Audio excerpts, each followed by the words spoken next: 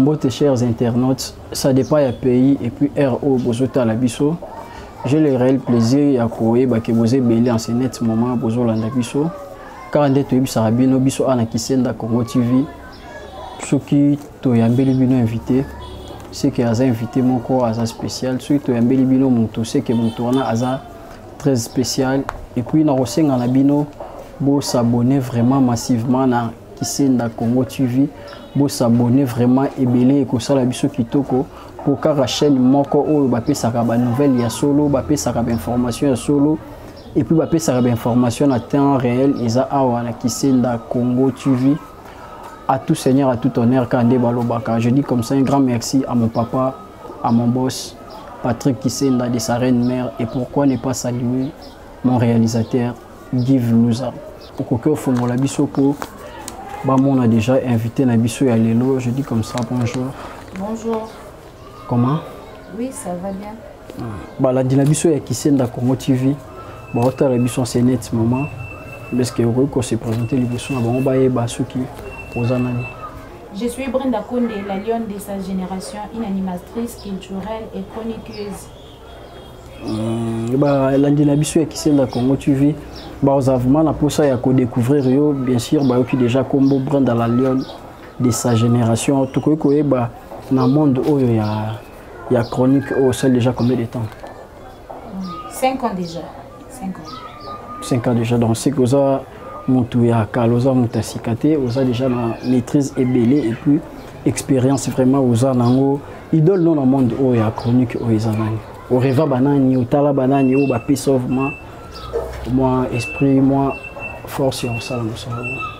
bon idole nanga na monde ya chronique vraiment eza Karine Mokonzi la baronne. Karine Mokonzi la baronne yo moto batuba ba méprisera trop yo yendo te idole na yo ça n'a pas problème na batute bon problème na idole eza deux choses différentes il y a ça na problème na ye mais sa façon que ya ça il a ramusala na ye na ki Karine na ye c'est ça que moi j'adore. Ah, tu connais ba mukie ou apprécier ni pas façon de ya kolobela façon de s'habiller bah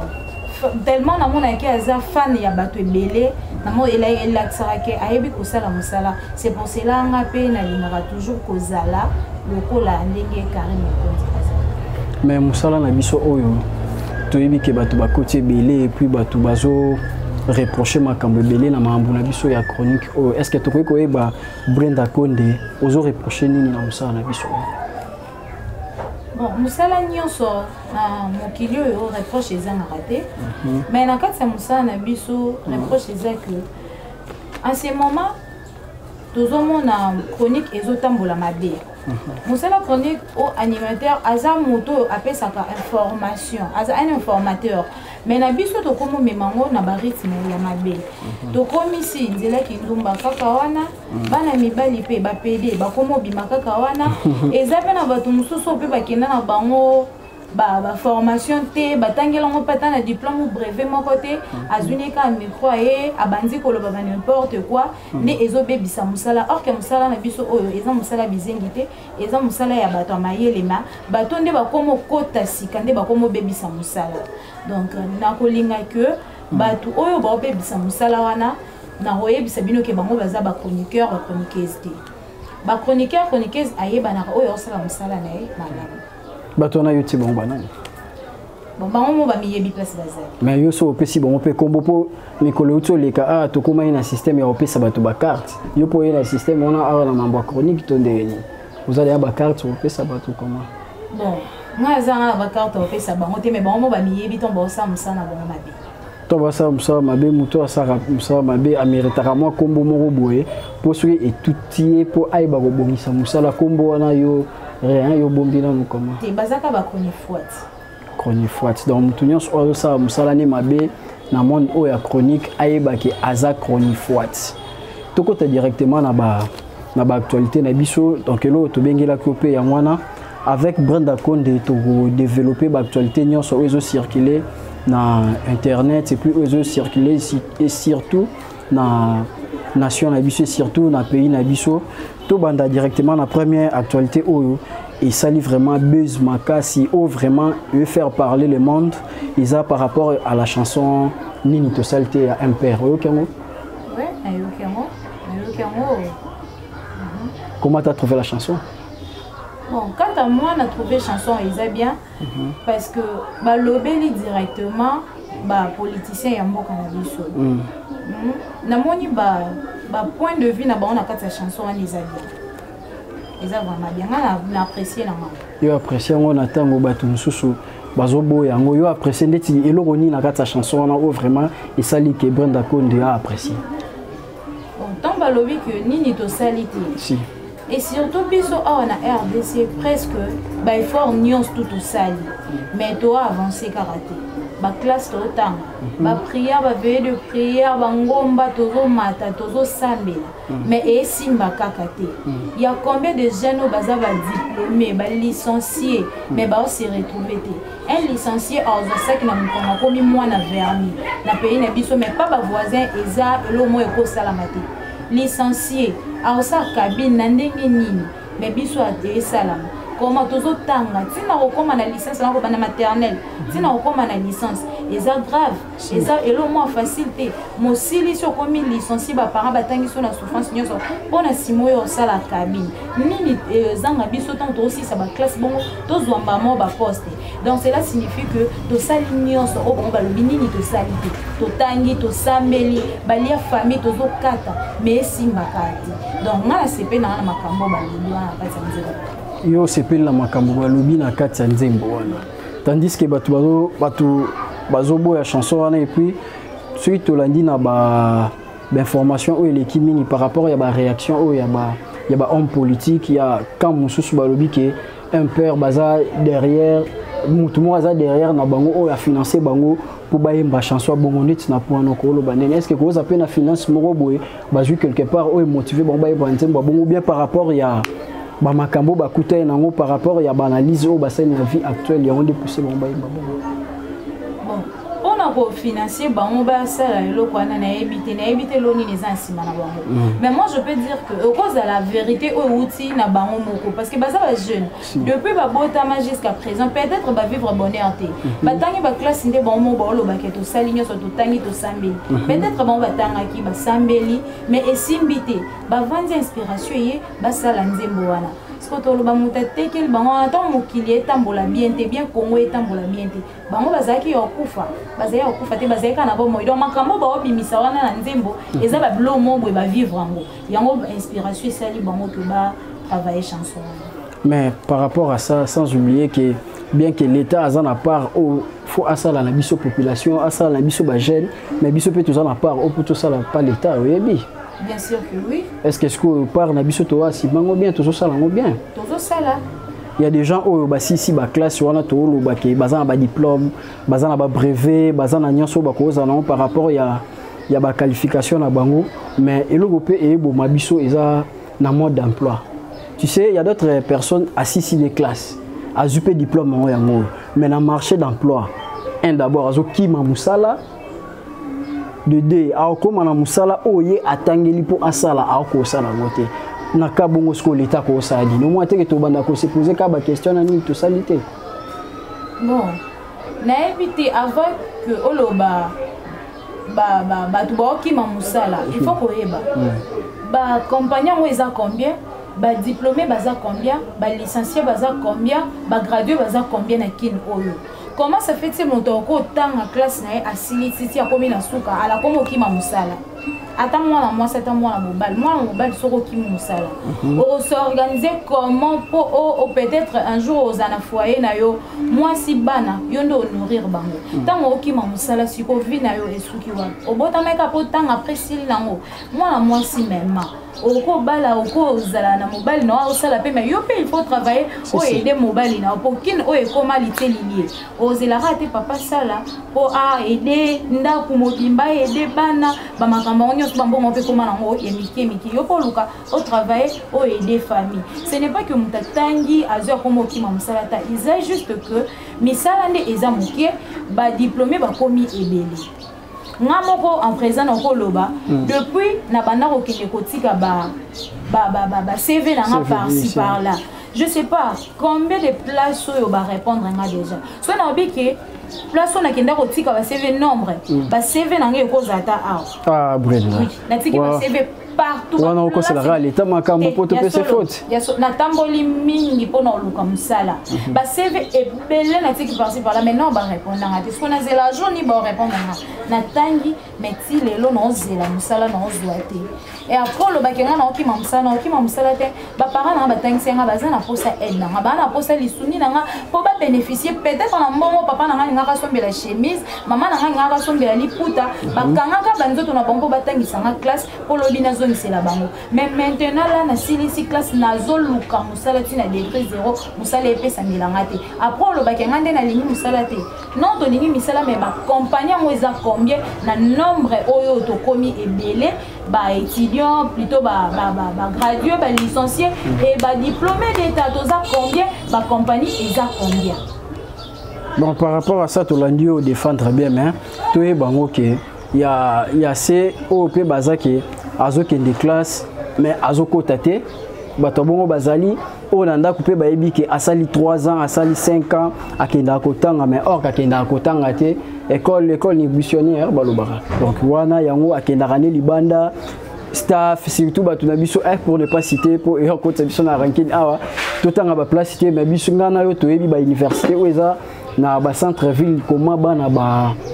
bazalaka comment bana batangela ya d'autres vraiment 5 ans na ndako bayebi ka kenda ka université mais akenda rati bato bongo pe bazaka na kati ni to salité bon bango pe ba profiter na bango pe ba profiter na bango pour le na problème nyons tout exception ezanga ati bata bongo pe baza mais ce n'est pas dit que tout le monde ezanga bato batangi makasi ba se sacrifier pour na ba classe na bango mais lelo lisusu musale komeli bango Tozwani tolobani bango pe batangaki tel basala ba école missionnaire lokwa ba misusu non ils a bongo te to ça be fort belé pour que to s'en sortir na vie mais esimba ka te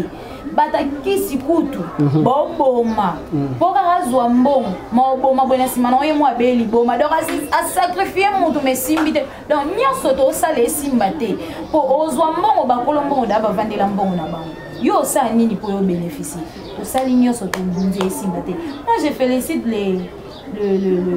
gars là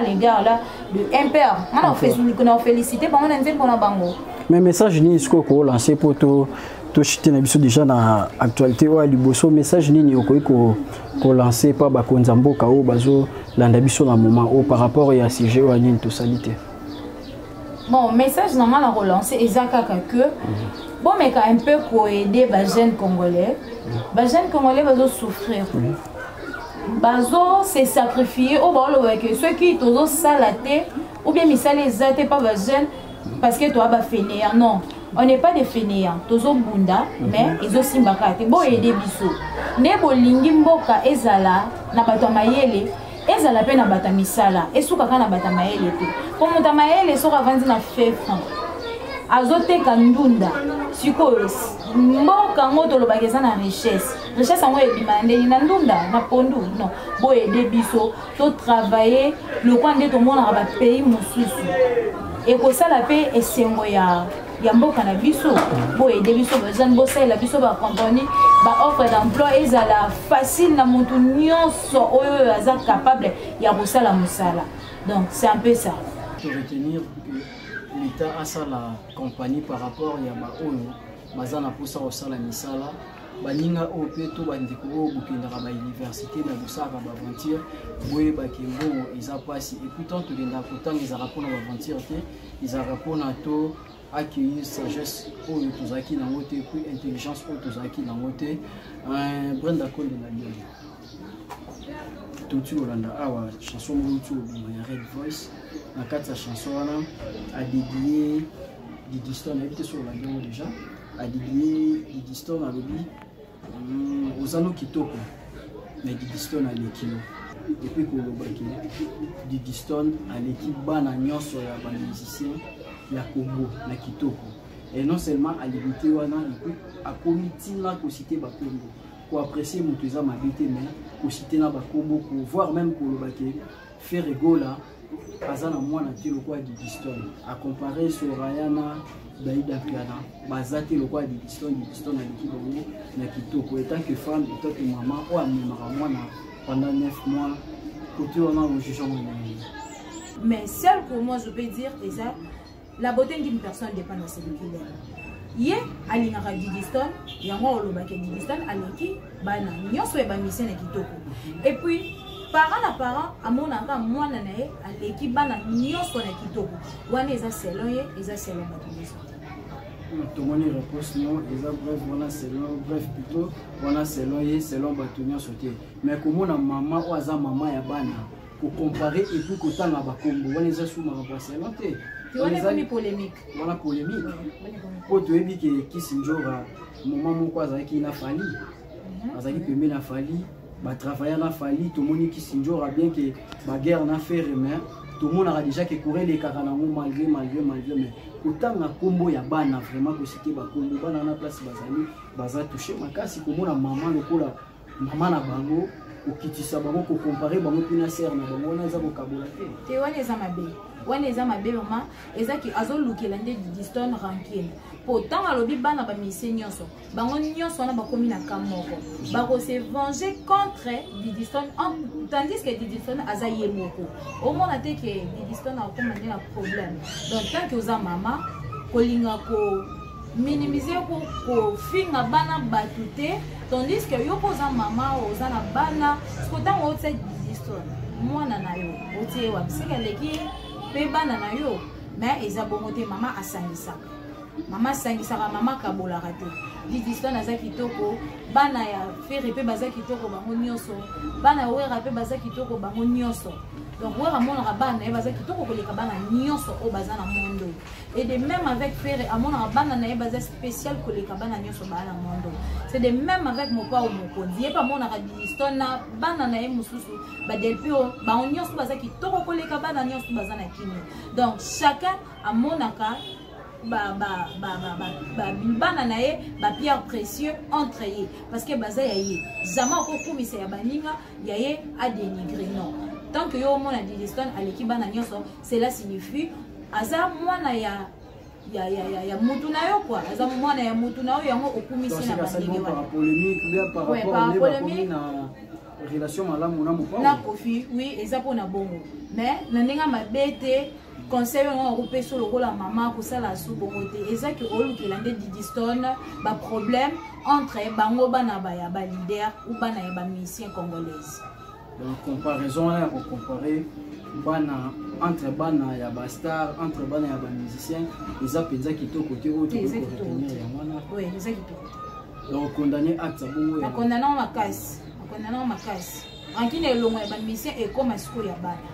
et là wana et ça ma bébé et Luka est créé même si na Congo na biso de revivre sur l'est pour na kaka problème wana donc moi je préfère mieux ici là et ça et là au moins qui to côté et à soulever en fait ici là et ça il est de côté et puis à soulever en fait tout on a c'est le comme le dimanche dernier dimanche à tout on a qui c'est le haut et pas pour nous biso na le connaît annoncé officiellement qu'il a remixé orthothanasie au bayemba na fali kwa aigle azo remixango bayemba ngona déplique pomba nyans au mona ti ba bloko na nyonso izaka pour na musa bazaki je trouve ça comment tango c'est le scrum à ko beta remix ya nzembo wana depuis orthothanasie wana ebima jusqu'à présent elo nini abimi c'est la biso pour akende ko beta remix ya eloko wana banzembo ezate ya ko yebisa ya ko yemba plutôt ou au télémano à place wana pour ya ozongisi la biso susu eloko wana peu en plus au salon yo moko au salon déjà featuring na mission mongo et après aux week-end nzembo wana OK opé son mission susu bo ça na mo featuring skotolo ba finalement eza nzembo ya nani eza nzembo ya nani wana eza lokwa ranki c'est que mission liboso beta ki ngo bien te ngo ngo bandela ngo ya zaki na berara zaki na ba photo ya tseki na nzembo na do yo lingaki za bongo te ali tellement baby c'est ki ngo ki kozwa muto akobongisa ngo au moins teke na pona ranking la musique congolaise ici là au moment où toruka qui na ekota qui mezonga na monde musical na biso mais ba biloko au moment teke zo bonza peka ba ranking est depuis qu'il n'a fallu courir au Lekabien, est-ce qu'il fallait c'est le courir au Lekabien? Au Lekabien, tu as vu que tout le monde va leader courir au Lekabien. Est-ce que les fanatiques vont recevoir le Kouana? On sait pas la moitié. Je sais que c'est le. Les deux voilà pour remixer au total national à Salamoté sur les abandons dans le studio à 4 studios à Salamoté au moins que ba bandela ngona moto ba beta na liboso wande tondi mais soit on a changé mission mususu wane komi polémique or que polémique ya onde bon makaka donc là yo condamné ya mwana so ozana posa au remixango azonga pas aigle akende kuno ba bandela ngona ye mais ya kozwa déplique côté na makambo wana ndi ya moté wala mabe. On est comme polémique. Un autre ça des problèmes dans le warrior. Ou azape déjà la personne ou déjà la musique les babouné na biso ba yebi sa rabiso ou biso to la confirmation na noté babouné ba ti la rabiso on beaucoup que la biso président des pliques bo sur la naï poto mon ara air moko ba dire air moko ba émission na sala ka atakara fali mingi to linato ba problème ngo zali c'est que bon la musasu sur ranking wana makasi et ko la musango makasi vraiment or que ça mabe. Ils ont mabé ba okosala eloko wana te c'est le eloko mosala pardon papa kosala ngoti tant mieux au remix eloko wana na moto beta ki ne liboso que okende ko la musasu musicien mon boy pour le moins kufa na moto epela so oluka ba succès za na ndenge mususu mais za na bandenge wana ti parce que mosala au du mieux moto abeta ki eloko wana liboso obiso nyonso to lobaka ke c'est que ça qui on mabé yango ngo kende pas moto wana oyo osala ngo bien. Est-ce que ça remixer nzembo wana na déplique ça ko diminuer fali ça ko diminuer to comprendre que c'est que y a travailler qui en bien té yango nga loka déplique pour maniance pour à travailler en bien mais fali pe a recépelaté ba wario pe ba recépelaté comment papa na banga sale lo mombwe après ozuka lo kwano ke pesa mo liso mutu muso à travailler cela signifie quoi y a lamba qui en bien té. Peut-être pas tout à qui aigle en attente et moi bien des petits thèmes bazara ba timbre vocal moko et moi le baki le voyant l'empêchement il passe à la bouffe té nanzimité que ça vraiment idée au pesi wana et a bon côté akimi 42 côté utaki liboso ken na deuxième banzembo ze belé bino boa ba mission expiration ezala ke belé vanda raisonner nze monini otoro sala lisusu album nini toro bimisa poto lamuka pomo moto eza ya olala elo ni toro sala poto lamusa bato balala ce n'est pas que l'homme bweda to yemba to bina yo zwango ke pesa mo sumu mo bwe eza musique franco te oto banda ko yoka na kala ke wata leka lamusa biloko redi mo bwe ya kala te eza yango te fali na déplique bara bata génération moko mutaka la place na zate ke lo mo be père ayema na kala to zwato la musongo so pas jeune lelo non ibango baba ni ronyo so mbale baba takilelo fali amutakilelo depuis amutakilelo donc lo wana to linga ngote et ça la polémique luka bablo mususu obimisa po musique congolaise be ekene bien ce n'est pas que kaka ba jija que musique congolaise ezaka musique ya baranki non bon eza mabe to sepel vraiment ne lo kwa neti Brenda Konda lobi a sepeli eloko wana te et puis bango pe ba sepeli eloko wana te c'est le stand place aux assurer la biso avis à public pe na makambo na bino na makambo ya musique na bino eza pe na place munene o ejoua kana 4 donc ceux qui okoloka biso ceux qui ont la paix émission okoloka biso mais quand un peu pour réfléchir na point wana Brenda Konda ba abonné na biso ya Kisenda Congo TV ba benga ki biso ba lobi baza na kosa ya éclaircissement par rapport à dossier où il y a Madame Yvonne. La vitesse est dossier on a mis quand même de près. Oui, dossier on a na mais pour la vraiment la précision ezali au Mwanda. Nous avons quelques phrases pour comme l'habitude déjà citer déjà tous quelques phrases. Bon, Madame Yvonne fait Aza ex-étudiante ya IFASIC. Madame on a grandi dans la commune de Selimba assemblée en église à maman là na partir église wana na rekutana na garçon moko boye na kombo ya Diego azwaki comme chauffeur na mais tellement que babanda ko sambi l'église moko confiance ezaki makasi alomona ki chauffeur wana na église pour akomisa ye na ndako na ye Diego comment on va na ndako ya mama Yvonne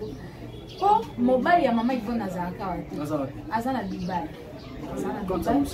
Ouais, na compte musala. Mais maman Yvonne père aza kaka femme mo boita vanda kaka aza ki plutôt femme mo ata ndo vanda kaka maboko ozila mbongo te. Ye pande ko sala ba business na quoi ba les retour Dubaï on que son blonné aya côté comme il faut. Et tant ya bande ko sala ba tour à voyage liwana monsieur Diego o azwa ki comme chauffeur na une église na bango nda bande ko tikala na ndako comme responsable. Après ça qui pena ba responsabilité ya makambo ebele. Mais comme kilio kande zala to lingana na bisote mutasungyo lelo po ozong sele bola toujours ozong sele mabe et le monsieur question to e mon accueil abomi mama Yvette. Mais souvent qui kaka wana te mama Yvette alongole l'église ene na ndako na pese ba responsabilité. Imagine toi li solo yango to peta wa batu ba tanga batu ba sambela batu nini ba sala te. Mais esimba kate mais yo bazio simple chauffeur d'église. Ko ba ya na ndako mutu ba ba héberger ba peso nyonso yo linga. Na bon bazara dela ba confiance ya ba pasteur na bango so apesi les gens qui babi que vous tapez ça. Bien sûr. Quand on se sacrifie atangi maternelle, tu na licence aux hommes ça la souffrance.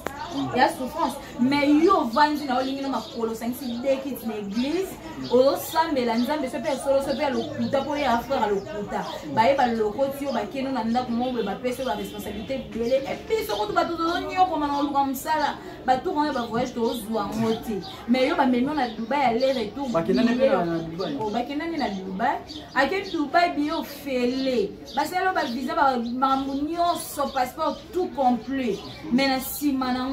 maman a salué l'autre. Nanda ko bazaka bon bale ou comment? Bazaki ye maman azana bana, azana 3 bana. 3 bana. Âgé non, bazana banimea. Bazana banimea tous les 3. Yo Diego vanzi na maman mutema bolam. Yo rasi na famille na place ya uta ya zena bande côté. Una famille mobali na ya zana bande côté. Mais a préféré après sur combien de confiance au gérer biloko na moment yo zalaki. A voyager na yo. Na famille na batombe mabazate ba tata tour na Dubaï. Ma memi yo. Mais na suko futi au lieu futa te longo moyiba ta elongo wete obomiye.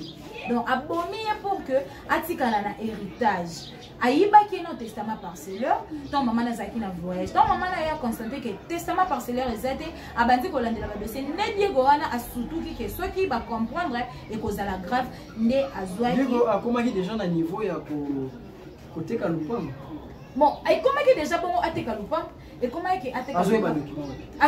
Papa, donc on a une confiance au maman Yvonne a pesa qui est au Zwata ibiki. Asimbisi la ba document Lupam. Ba pesa qui est document Lupam ou mais ayebi nda kumobimba.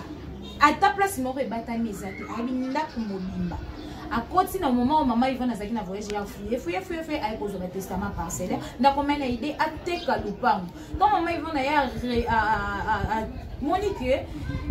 netelo moyo zanga avec ya moni ngo ezate na bandi ko landela nde place Diego ya poste du non fait ba remarquer que zanga et comme un problème ne azwaki mama Yvonne akendaki assassiner mais assassinat et salami na balabala te salami kaka na kata ndako baboko la kai imagine mutema mabe ya boepo na nini abomi patron na kati ya lopango na ye moko abomi pe mutema paste atikala ko boma mama kangeli na chambre oyo ba pesa ye Diego alala kana kati ndako wana azwi bana na tongo 3 atima na voiture aketi ba bona école poye atikala azwa ebembe ya mama Yvonne akunda mo kaka toujours na lopango bona lopango na ba grand garçon bazate Diego azaka ye moko bon li solo wana basangisa ki ba komaki déjà na groupe na sentinelle na kati na bonne azana kati donc comment déjà clique na bango ya ba travailleurs donc ba travailleurs ba lingi complot moko oui contre patron na bango. Oui, les aïe qui c'est que peut tout le bamambo ya baman qui a salaire ils en a 4. Je ne crois pas. Je ne crois pas parce que maman wana azaki motema bolamu. Otolo bana catholique motema bolamu maman azaki na. Papa ezanza kate ba longolo so na famille yo uta ko to yebani to ke no ka Dubaï visite to ke ko mona minda. On va faire. Et on va aussi faire. Et c'est leur répéter mais ba longolo ba ke no bozo c'est que maman azala motema bo maman. Mais pourquoi pas bien besoin que c'est les bolambo sangani na bonne na sentinelle pour boma et loko ni ata bozui testament parcellaire on côté le panga na kinya est-ce que maman na zala ba famille teton de na kufi ba yebi ke ndeko le panga eza biso testament parcellaire est signifié le côté bon c'est ba blom sous pe ezanga ki na kati ya banini wana et c'est le côté mais mino li sumu no panza le son to moni ke ndaki na et qu'il est dans ma boucle l'état et sous qui n'est bon mais c'est Diego déjà bah condamné qui est hasard le mon cas rapport le bien ils étaient complot 2 personnes de bamonana qui bonne à mon anité sentinelle na Diego chauffeur de bamonana qui mais baza déjà na peine na bango condamné à mort mais bon place il est pour la bon monsieur soit là qui va te ba éviter bon les âgés na bango te basali ke ba lo monsieur ba ni c'est là qui déjà le na bango te depuis na te ka na limité tant ba tu condamné à mort non tant que tu condamné à mort au bomba mutu a kimindeni cela signifie que bino boliva ikaka yenda bénéficier na bino beaucoup fait là ba Jésus be bazoni mais tout le monde ba kamikaze bazaka yazu paquet na et puis à se livrer na a kufa na matika la rolienda batika la rolienda tam soupe Diego na moment wana na histoire to landa ki pe mo muke to ki ke mamwani saki de genre 2 semaines pour y réfléchir tam soupe ba milela linda ba milela ete ba bandozela moto epela esila po bongo balia mbongo na bango mais Dieu bon moto peut payer silité bon baza déjà condamné à mort wana dans le bagma merci pour na bakonzi ya mboka na biso l'état aussi la biso musala kitoko parce que bato wana bazaki bato mo yo bete na maboko te bakota prison ba limité bazali mo bato mo ya rozala condamné à mort ne baza condamné à mort ba oyo baza pe na ba calcul ya ko sala ba patron na bango mabe ba rozwa juste mateya na eloko oyo Diego na papa sentinelle wana ba mo mais tout ça fait partie aussi na qu'on a pressé ou qu'on vient la vie nous sous au biso to vivre té pour comment on a déjà mutaza patron na yo azana standing moko boye oko na niveau au bon mais c'est que bande qu'on vient un jour peut yo comme bon mais capacité ya ko lukandeza la quitté mais wale za kindoki wale ya kindoki po entre mama Yvonne na Diego bakutane na nzela te bakutane na marché bakutane na église c'est que baba na nzambe ba yebi liloba et comment ça fait yo mwana na nzambe o yebi liloba okende ko boma muninga na yo na mbeli tant que jeune siko tolini no kopesa na biso nyos toza ba jeune na batata o pe ba sala ba acte bongo po ba acte mabezaka o wana nani Diego salite ils avaient là-bas acte musu ya mabe zo saleba o ezo bimate na public boy conseil yo kopesa na biso ba jeune puis là ba paka o baza déjà na kati ya ba biloko bongo jeune conseil na opesa na biso ba jeune il faut que débriller d'abord il faut osala na esprit dur osala faiblesse si oza faible ozangi ebele il faut kozala motivé osala nango ou pas espérer toujours que okozala nango pe bunda kolala te fini ka drake na ozela kaka jour komo ebonga nde na bénéficier te comment te bongi yo soko la muki ke eluka te mbongo yo ko elo na chambre te donc il faut luka tant que yo vandi o raisonner na ke kobunda macheti pona yiba ba mamo ba oteka ba kwanga na coin yo kasi soko salelo ka bongo nde oluki te luka na bandenge mususu ba misale ezali ndeti Diego wana azaki déjà na un pas tant ou patron na zui atio chauffeur na eu c'est que salaire déjà ezali na moi 10 francs na soko zo bomba o s'organiser donc ozaki déjà na un pas o ezaki ba jeune mususu pe bo luka ta musala ki chauffeur bongo bo po que bon bénéficier bon longola l'esprit ya mabe pour tant que osa déjà chauffeur bon bah vite qu'il faut qu'il y ait une université pour la moto il y a aussi des centres oro kende po sali na ope musala ki chauffeur wana obimi na nzelo bandi ko bula na oba taxi na yo et tout tant on mbongo na yo on s'organiser oza la pe mutu na ketcha bato yo okumba salaire ba futo tant yo okumba oye ba bien ko gérer mbongo oza pe capable pe oso ba ketch lo et comme il paye yo lo dia na pe mbongo e buli so makasi comme 2 ketch 3 ketch 5 ketch okomba mon patron ozipe ba misala oti kozela karate na vanda na zela bote koka kona ke koyiba te wana eza mabe to luka komo esengi to luka pe okomona sentiment ya komo soko luki te toujours bando belela ke mboka na biso e mambo etambo vraiment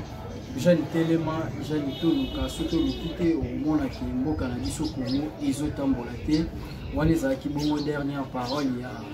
Brenda Konde par rapport à passage na l'émission Correct News. Nous sommes vraiment arrivés pratiquement à la fin de notre émission et je dis comme ça un grand merci à mon réalisateur Guy Louza. Je dis comme ça un grand merci à la madre bio Nadine Chio, maman na 3K. Ma big salutation et puis pourquoi ne pas saluer Full Option, Lance Pierre Full Option, Papa na Bondi.